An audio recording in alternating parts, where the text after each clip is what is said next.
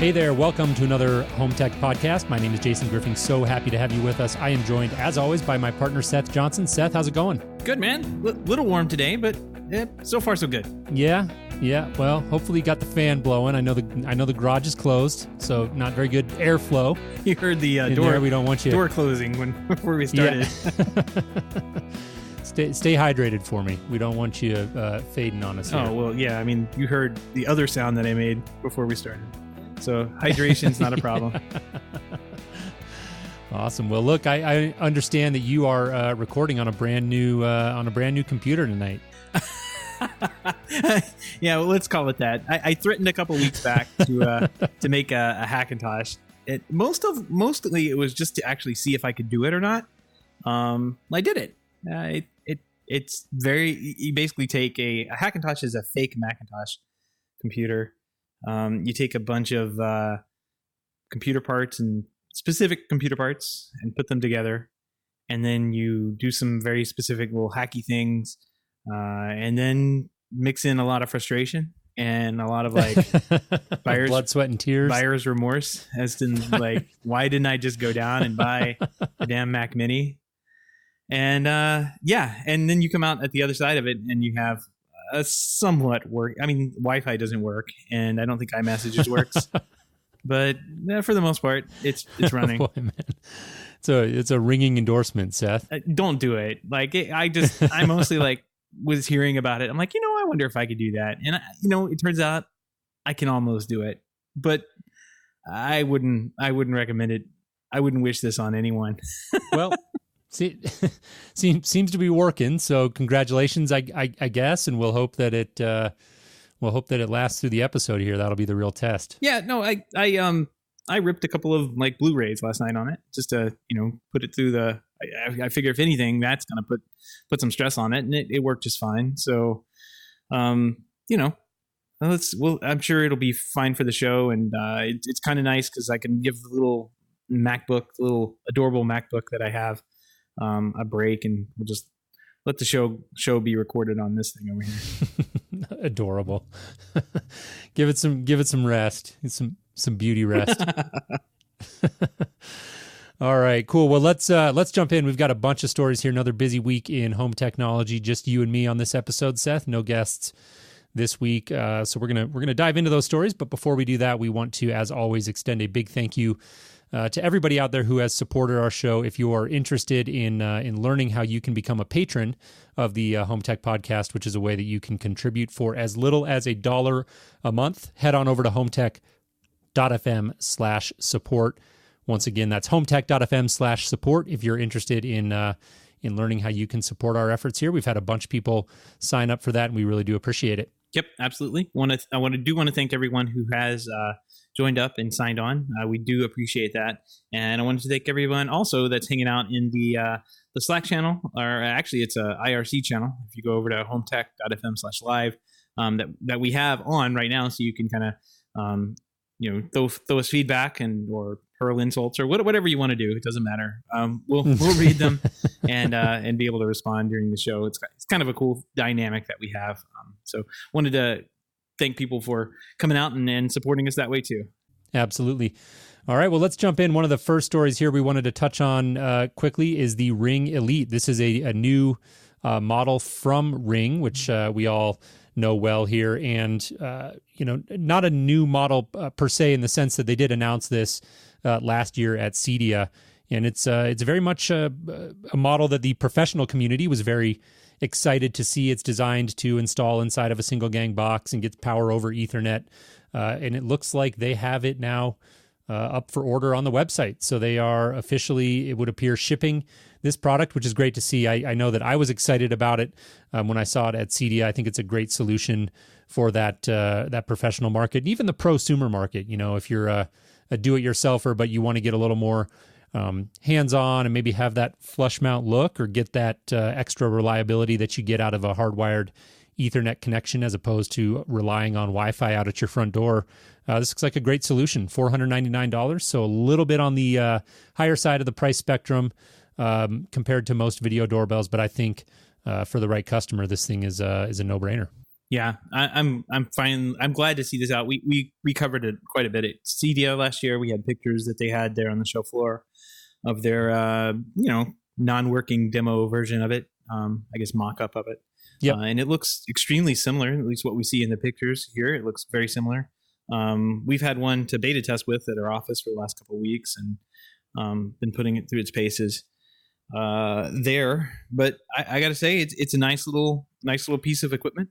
1080p video, flush mount, power over Ethernet, and you can hook it up with the little 2-wire on your doorbell and do Wi-Fi as well. Oh, cool. Yeah, we've been like really running through its paces too. We found out it was really like it wasn't good security wise because you can't. There's some security features on certain switches and routers that you can basically disable an IP address or a certain. You can filter out a MAC address on a specific wire, and we were trying to do that just because if you were to manage to take this off the wall, you could just plug in to that Ethernet and be right on the house internet. So right, this would filter that out and only let that one Ring device on.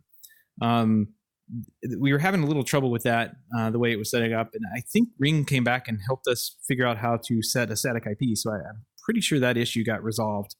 The way it was running, we couldn't do it correctly unless we had a static IP.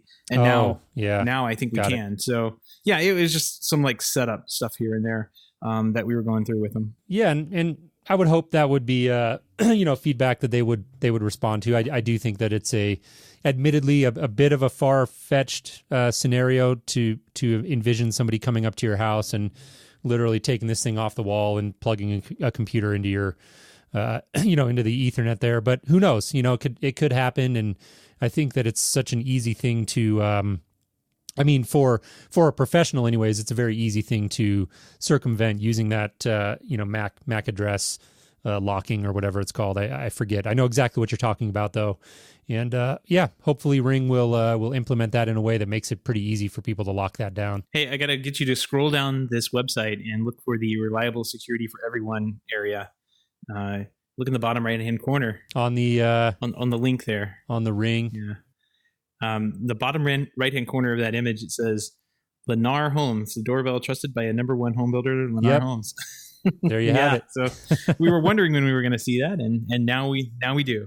Yep, no surprise there. I think it's a great product for that fit. If you've got a builder like Lennar who's getting into the smart home and they want to give that nice, clean, finished, again that flush mount look, I think is a lot more clean and professional. And so I think the right buyers are going to flock to this, and it may not sell in the kind of numbers that they're more purely DIY solutions do, but hopefully they have some really good success with it. I think it's a cool product, and my hat's off to them for coming out with a PoE product. I know that was something that a lot of the professionals wanted for a really long time, so I appreciate seeing that out on the market. Yep. And we're second story.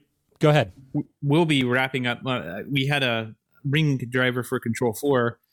We've kind of taken that to the next level. I'm trying to wrap it up this week, and we should be announcing next week we'll have the Control 4 live, but we'll also be building it for Crestron, RTI, URC, Elan, anything that we can get hooked up to this, because Control 4 has been great, but this API that we've developed along with Ring we'll be able to hopefully integrate with more systems with. So it should be really cool. Yeah.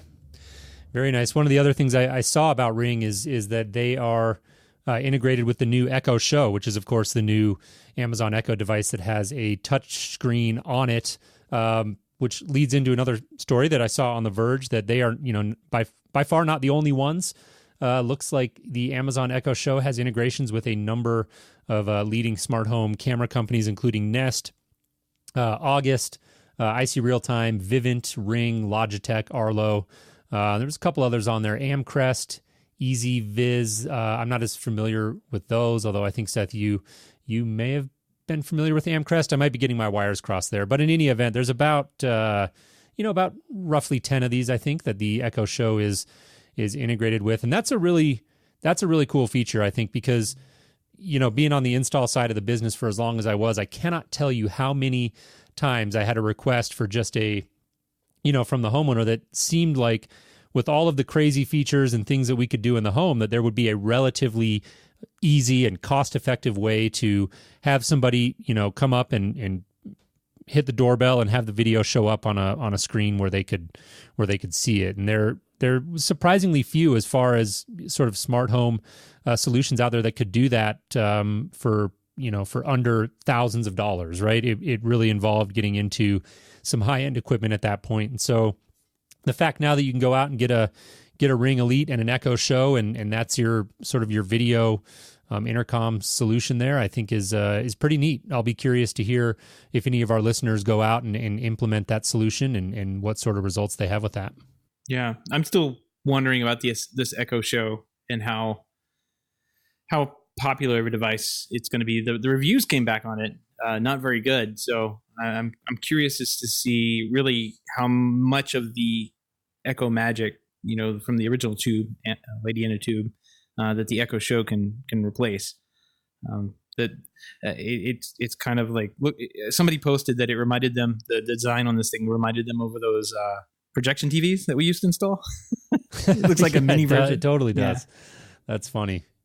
Yeah, it looks like a 1/100th scale of a old rear projection TV that would get built into a cabinet. That's funny. Yeah, I read a review. I know you had one linked on our show notes here on the back end from, I think, the New York Times that I don't think was very positive. I read one. I didn't link it. I can't remember if it was on The Verge or Wired or where it was, but it was generally a little bit bearish, a little bit down on the overall design. They talked about how it was, it was too deep to really be put into a corner or be pressed up against the wall. It just sort of sticks out awkwardly. And they pointed out a number of other just overall design characteristics that they weren't crazy about. But the gist of that review was that, it does give us a glimpse at potentially the future of more smart home enabled devices with touch screens. And they talked about how having that screen was a very natural extension of the voice interface in terms of, for instance, being able to call up recipes or check the weather or something like that. So there was, I think there's merit to the overall vision of the design and the functionality. I think the exact form of the product as it stands right now, to me, does look a little bit rough around the edges. Right. I mean, that's neither here nor there. The Echo, the Echo device, the can looking device, looks great. It really does. It works well. It fits the form and functionality perfectly. I don't know about this one's kind of strange just because it's like how much is this thing? Like $300 for a touchscreen that is not wireless that you have to leave plugged in all the time. Like at some point you're just like, why don't I just have an iPad for the same price on the kitchen counter that does all the same things? Yeah. Like it's, and I'm sure with Ring saying that they're going to do HomeKit, this can be duplicated on iPads and Android tablets too, like later on. So I don't know. I'm less bullish on this one than I was on the Echo, and I don't think I was very bullish on that one until we actually got it and started playing around with it. So yeah, maybe that's what it's going to take. Well, let me ask you, how bullish are you on the other story? The other relatively big story that came from Echo this week, which is that you can now use them as a room-to-room intercom system. This is another one of those, I think, classic things that as an integrator, when I used to be on the install side of the business, clients would come to me and say, "Hey, we want an intercom solution, like a wireless intercom type of deal," and short of going in and retrofitting wire and doing like a good old-fashioned new tone or something like that. There wasn't a lot out there, and so I think this could be actually a useful thing. You throw a few Echo Dots around the house, and you've got yourself an intercom system, and I think for families it could be nice. I don't know. I'm curious for your thoughts. Yeah, I love this. Yeah, this is a smart idea. I think my first reaction was, oh, thank God, maybe builders will stop selling new tones. Yeah, that's right.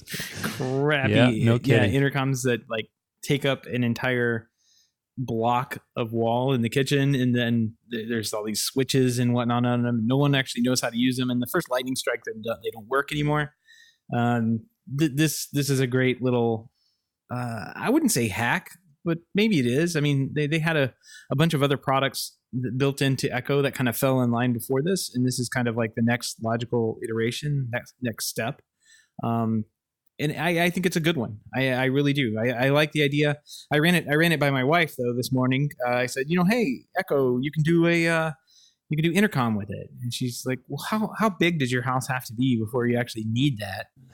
And I'm like, yeah, that's true. Because by the time, good question. Yeah, I mean, by the time you could hear anything in our house, it doesn't really matter. It's like, well, maybe if I put one out in the garage where I am, you could say something, call Seth in the garage or something like that. And she's like, no, it's just not compelling for our size of house. But I wonder. Yeah, I know some people. Well, use intercom. I can tell you, our house isn't huge. Like, I mean, our house is, I think, maybe 20 under. It's 2,000, 2,300 square feet, something along those lines. But it's as I sit here and record this, I'm down in the basement, which is where my office is, and all the way upstairs. My wife may be helping with doing stuff with the kids and may need a hand, and so to have a one down here and be have her be able to intercom me instead of texting, which is what we kind of are. That's been our sort of modern day replacement for the intercom is I get a text from the third floor that hey, I've got a child urgent situation up here, and come help or whatever. So yeah, I get it though. I don't think it's necessarily a function of the size, but I see the point. Like in a lot of homes, it's probably easier just to yell across the house.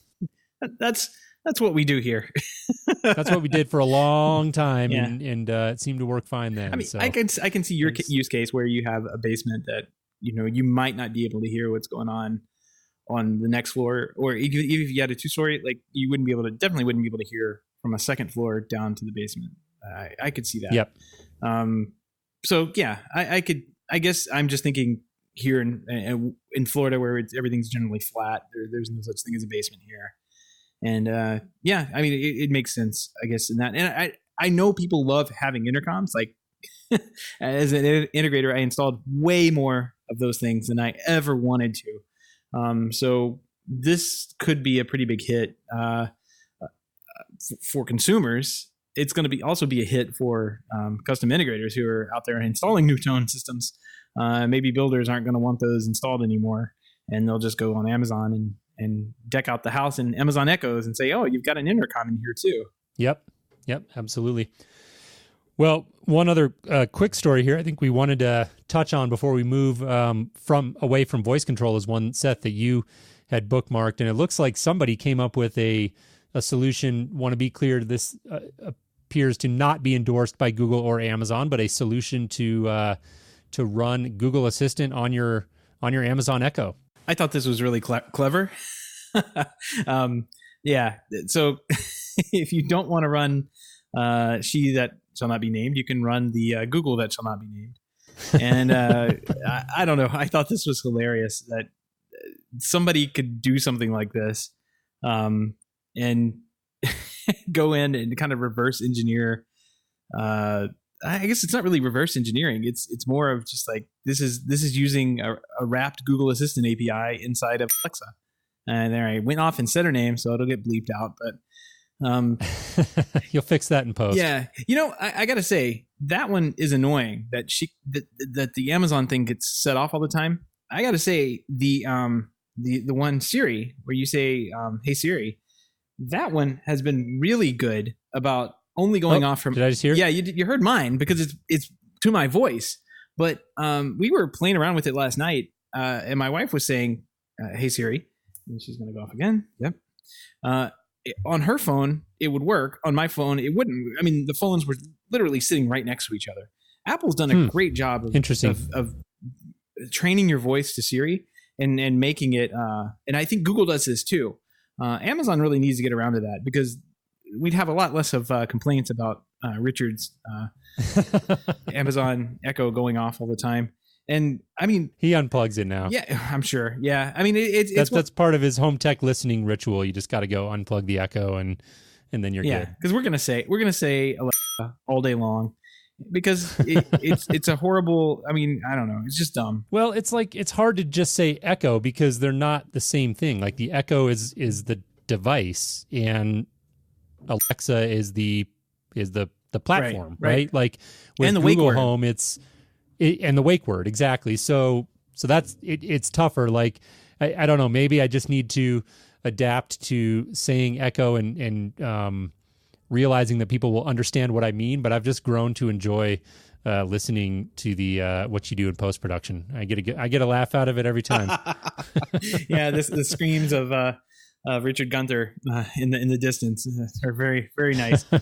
I'm sure he's enjoying us. I don't think he's in the chat room tonight, but I'm sure he's going to enjoy when he listens to this episode. Oh yeah, definitely. Yeah. So I got to say, all right. Well, I got to say, Apple has done a great job of differentiating between voices. I'd really hope that that's coming to the Amazon stuff later. It's definitely a big improvement that they could do. Yeah. Yep. I agree. All right, well, let's shift gears here. We have not touched on TVs or video technology here in a little while. It's kind of the slow time of year for that, I suppose. But a couple of stories surfaced this week. One, we wanted to touch on Sharp. Reportedly, is going to be getting into the OLED TV manufacturing business. So they're under new ownership now by Foxconn, which was, if you follow the business side of this, was a big story, I think either late last year or early this year. And they apparently have a plan now to add OLED TV production at their plants. This is reported by the Japan Times, reportedly at a cost of $57.4 billion. They'll have production operating at 2 plants. It sounds like one of those will be for smaller screens, phones and things like that.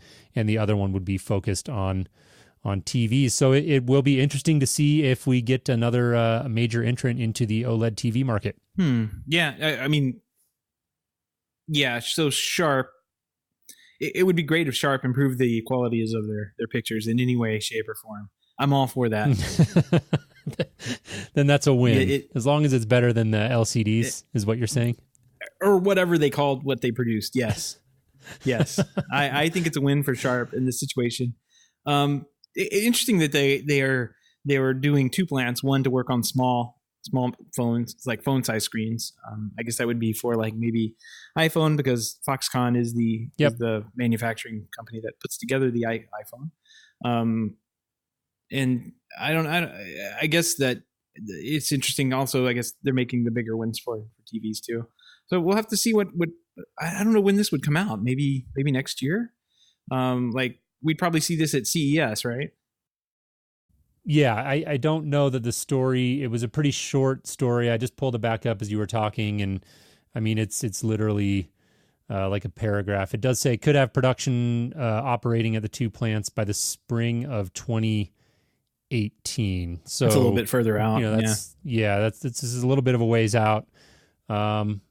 We'll see. We've got LG really is the market leader in OLED, and Sony is putting their toes in the water. And I know there's some other OLED, TVs out there. I think Panasonic comes to mind, but they're a little bit more like reference displays. So they're used in video production suites and things of that nature. They're not really designed for a consumer or a consumer price point per se. So I say the more the merrier. I know that Sharp has a less than stellar, I'll say, reputation for quality in the LCD side. They were really, I'm going back in my memory bank and thinking about when flat panel TVs sort of first became popular. And I know that way back then I bought a Sharp Aquos that I still have. Actually, it's up in our master bedroom. It's a 32 inch and it weighs as much as like a modern, probably a modern 75 inch weighs or more. It's amazing how far they've come. But I think another entrant into the OLED market is welcome news for consumers, and will hopefully drive more competition and continue to push those price points down. Yep, definitely. I think we can move on to talking about LG's interesting, what they're calling the wallpaper television. They're going to be selling that now and shipping for a low price of $20,000 for a screen 1/5 of an inch thick. Pretty crazy. Yeah, I this is one of those things like I want to go to CES for and see this kind of thing. This we covered this one when it came out. This was the one with the sound bar that sits below that has all the inputs on it, and then you run like this ribbon cable up behind the TV for power. Like it holds everything, power and audio video signal go up to the panel that is just a hair thin. I mean, that's what 1/5 of an inch. I mean, that's very, very small. It's crazy.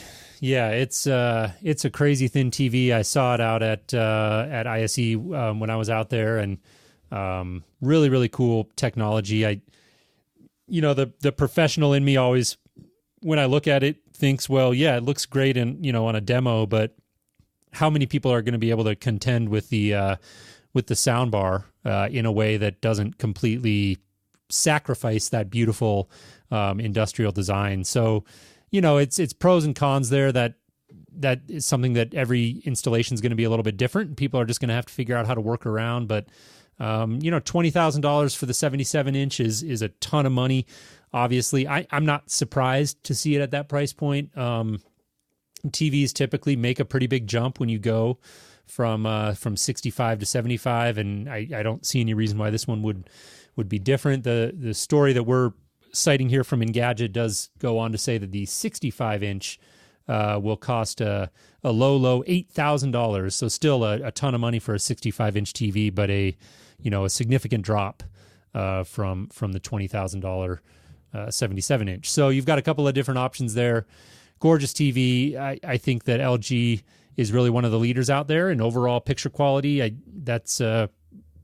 They're kind of universally regarded for that. Definitely not going out on a limb by saying it. And so I think if you've got the money and you really want to splurge on a luxury TV, then this is definitely one that would be on my short list. I always kind of laugh when people on other shows, like technology shows, talk about these types of things, and they kind of say the same thing. Oh my gosh, it's $20,000. But man, I remember $20,000 42-inch plasmas. Like easily remember those. You're right. And a number, I remember installing many of those in homes, like all over homes, where a big part of the bill of the TV, over $100,000 of the price of the project was going into flat panels. Yep, very true. Take that into perspective. I mean, that kind of market still exists for some people. And if they want a wallpaper TV with this weird soundbar on it, they're going to go ahead and pay the $20,000 and just move on with their life, because it's really, in the grand scheme of things, this TV probably will be $8,000 next year, and then as they ramp up production and move on to different technologies, the price will get lower and lower, or you'll see it built into their lower end TVs, and you'll start seeing kind of the same thing in a couple of years be $5,000, then move down to $500. I mean, it's amazing how fast video technology, moves down in price. But early adopters, they're going to pay $20,000, and they're more than you think. Yep, absolutely. Well, if you're looking for a cheaper option, we'll include a link in the show notes here. Seth, I never know how to pronounce this one, so I'm gonna butcher it. Xiaomi. I guess it sounds right. I'm in the ballpark. A Chinese tech company here has the Mi laser projector for just under $1,500. So we're not going to dive in and dissect this in depth, but another story from Engadget here, and go check it out. Go take a look at it if you're into video and projection. This is an interesting story because at that price, it's a very, very competitive, and they're boasting some pretty high quality laser light projection inside of this thing, and who knows. I noticed that they don't state what the ANSI lumens are or anything like that. Like they're just saying it's a $1,500 laser DLP projector. That's great, but tell me what the specs are on it. I don't know. Maybe this article is just kind of summarizing a press release somewhere that we don't see, but would be nice. The little picture they have. I thought one thing was cool about this. This is kind of made for sitting in a living room. Because they built in like a TV speaker into it. So there's an integrated TV speaker and a TV streaming box as well. So they call it Mi TV. So it's kind of maybe one of those Android type streaming television boxes that can just start playing videos for you right out of the box. I mean, so not terrible for $1,500. No, it's get a dark enough room. It's probably okay. Exactly. You beat me to it. That's, this is not probably for the video file, and this is certainly not for the video file or anyone for that matter with a lot of ambient light in their room would be my assumption. But if you've got a little basement media room and you're looking for a big image at a cheap price, then gosh, this thing is worth at least taking a look at. And I want to thank TJ for throwing the link up to this story in our private Slack channel, The Hub, this week. So we'll include a link to that. HomeTech.fm/168 will be where you'll find show notes for this week. So shifting gears here, we've got a few stories. It's been a couple of weeks since we've talked about the burgeoning over-the-top video market and what's going on there with pay TV subscribers. And another big story broke. Well, I shouldn't say broke. I mean, this isn't like headline news, right? But another market intelligence, S&P Global Market Intelligence, Kagan, I guess is the name of the research company, came out with some very bearish numbers on subscriber growth projections for traditional pay TV companies. They are predicting, Seth, that by 2021, these companies will lose a total of 10.8 million subscribers. So some pretty dire news here for traditional pay TV companies. Yeah. I kind of couple this. We didn't even cover it last week. We were talking. It was kind of like we talked about it and we laughed because it was so funny. But there was a study that came out that people were leaving cable companies because the price was too high. That was what they discovered. Like, oh yeah, well, that's pretty much why. It's not because the content isn't there. It's because it's just too darn expensive. So yeah. Real quick, I don't want to go backwards here, but Andrew Clark in the chat room just let me know it's Xiaomi. No, okay. So I've heard that. I was way off. Yeah, I let you go. I tried. Yeah. Yeah, that was deliberate. Thank you, Andrew. I appreciate that. So yeah, I mean, this study, the numbers are big. I always personally have a hard time sort of wrapping my brain around these big numbers when they project out 5, 6, 10 years, whatever it is. So by 2021, 10.8 million. So a big number. They're, concurrently predicting, of course, that virtual services, what they're calling virtual services, such as Sling TV, PlayStation View, etc., are going to continue to evolve into mainstream consumer choices and garner around 11 million users collectively by that same year, again, 2021. And it says households relying entirely on aggregated over-the-top video choices will grow to 18 million, so accounting for 14% of households. So still only 14%, I thought was a little bit surprising by 2021, but I think that we get so immersed in the stories and the headlines that it is, and I think, Seth, we've said this before, it's easy to forget that cable TV and traditional pay TV is still, a huge majority of the households here in the States and most likely in the whole world. So, over-the-top video is moving fast and it's really making a ton of progress, and I think it's great for consumers, but don't expect it to completely replace cable anytime soon. Right. No, I agree. I mean, the biggest problem is there's going to have to be some kind of technology change to basically make this easier to get these types of packages. I mean, going with PlayStation TV, going with Sling TV. I mean, all these are just like, you hear those and you're like, whoa, as an average consumer, they're just like, what does that even mean? I don't have a PlayStation. Let me just go down to the Comcast office and get a box and hook it up to my TV. I think it's going to be an over time thing as people who are conditioned into going in and just setting up with Comcast out of the box. I think they're going to have to learn about the new services and how to bring them into their homes, or there's going to have to be technology is going to have to catch up, and we're going to have to see something really cool come to market.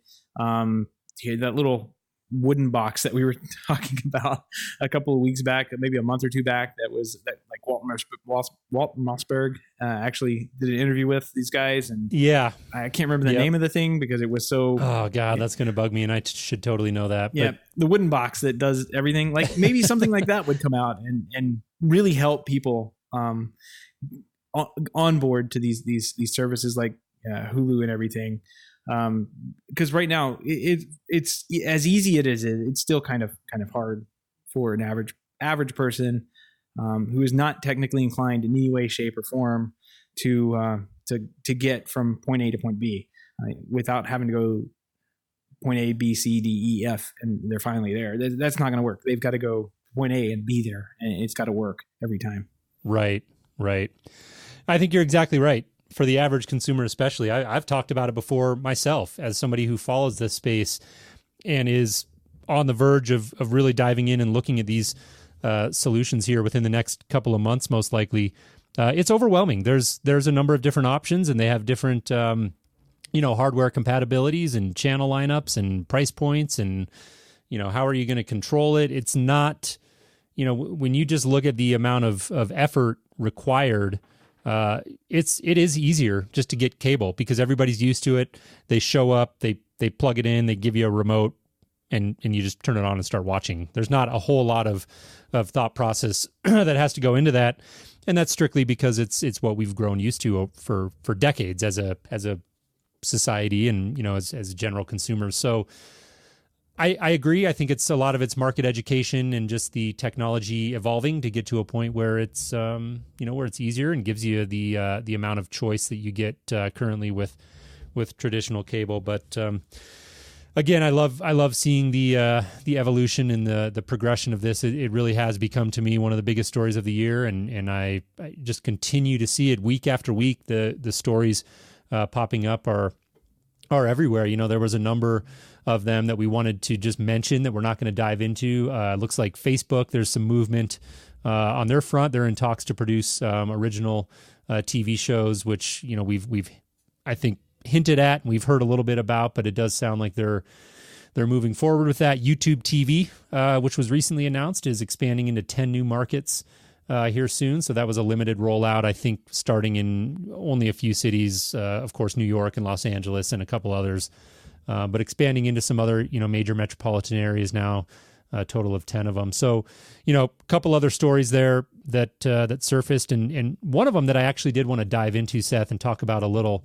I actually put this up on LinkedIn and I think on our Twitter handle as well at HomeTech Podcast is an article from Fierce Cable, which does some really great reporting on this space. If you're interested in a good source to follow to stay up on this market, and it was titled "Why Hulu is Best Positioned to Win OTT versus Pay TV Subscriber Race." And this article, really, again, if you're interested in the space, I would encourage you to go read it.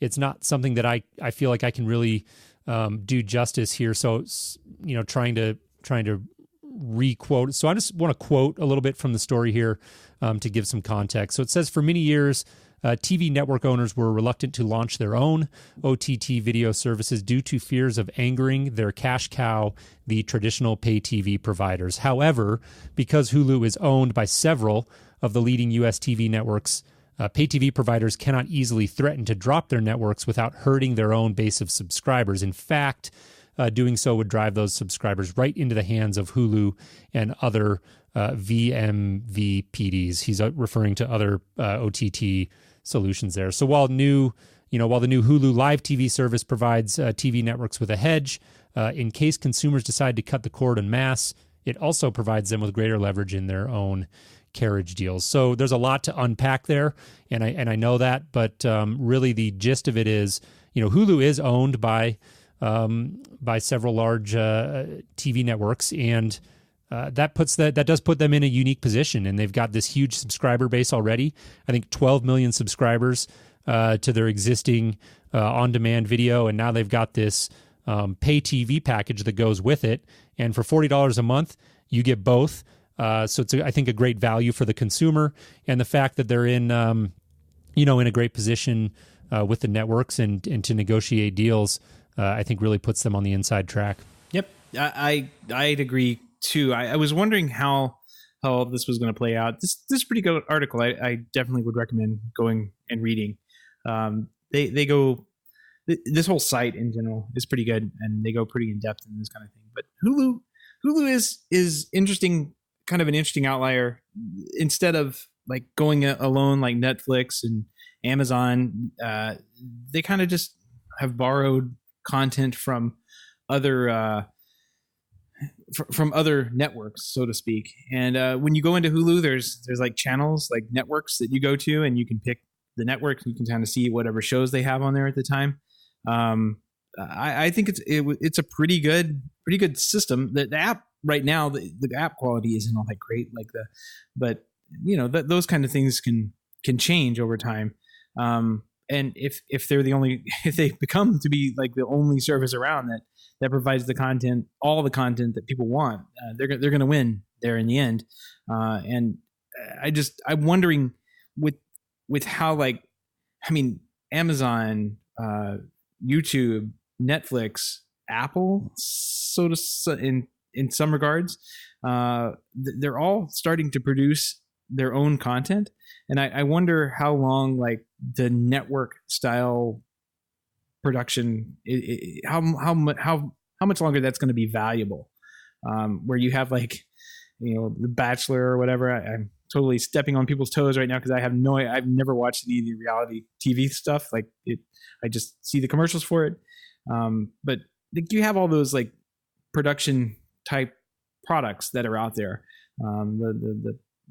What is it? The Big Bang Theory and all that. I mean, I've seen all those on there, but I wonder how long it's going to take for those types of products, for those shows, to move over to a streaming service like Netflix or Amazon. It would be interesting to start seeing if they start producing sitcom type products on their streaming services that they're offering. Yeah. Yep. That's a great point. Hadn't really thought about that specifically. So that will be interesting to see. It was killing me, Seth. So while you were talking there, I went and looked. It was Cavo, Caavo. That was the set top box. I just remember it was made out of wood. So you'll get a laugh out of this because I could not remember the name. And you know what finally turned it up for me? Is searching for wooden TV box or something? Wood streaming video. It was in certain orders. Those words may have brought some other things up. You're right. That could have been dangerous, and I'm sure we'll get a comment from Greg in the chat room here momentarily. But it was the last result on the first page, Cavo. So go check that out. That's a kind of an interesting solution. There's actually a lot of layers to that. If you missed the show where we talked about it, go read that story. But anyways, really rapidly evolving market, and lots of fun to watch, in my opinion. This over the top streaming video market and what's going on there is a fascinating story. One of the other sort of funny stories that is semi related to this, because I think a certain aspect of this story always comes back to the growing frustration with ISPs and cable providers, which of course ties together with your internet typically. And Seth, this was a story you had found about a gentleman who set up a Raspberry Pi to auto tweet speed test results every time that his Comcast signal dropped below a certain threshold. I think he set it at 50 megs per second. He was paying for 150 down and 10 up, and found that he was often getting much less than that. And so set up a Twitter handle and a Raspberry Pi, and this is pretty funny, actually. You got to go check this story out. Yeah, this guy's my hero. I mean, this is this is one of the ultimate geeky things to do, to go after a company. And automated, Jason. It's automated. This is That's genius. Right. It's got to be. This is better than what I can do during the day. This is great. So he's automated a speed test. If the speed test comes back less than 50 down, then his at a Comcast. We'll put a link in the show. We'll put a link in there. If you go over to that Twitter handle though, on Twitter, it's just tons of tweets coming from them. So he must have something wrong with his Comcast connection. There's dozens and dozens of these tweets from him that is come out. And I think he's onto something. I think that maybe he should start selling this product, make a buck off of it, and we could all use it.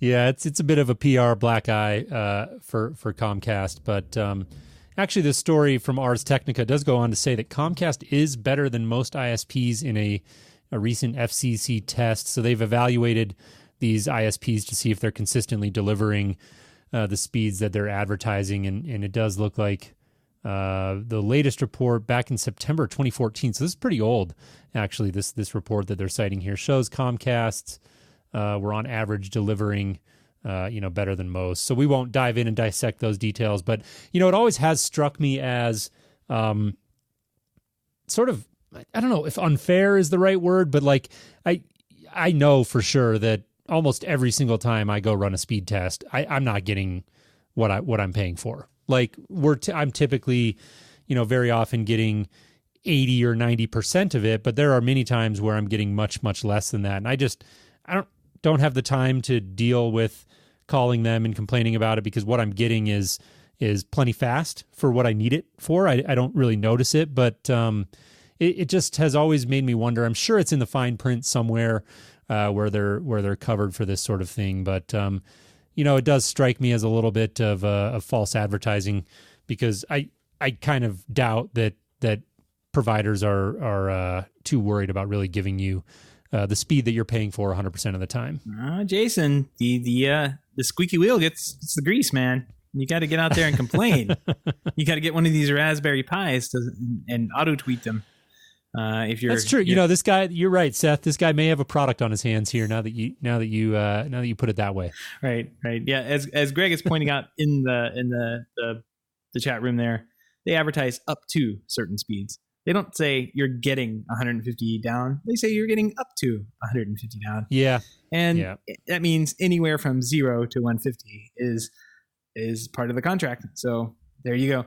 I know that cable has issues, or traditionally has had issues with having a lot of people on the same block and using the same devices. I think that's gotten better over time.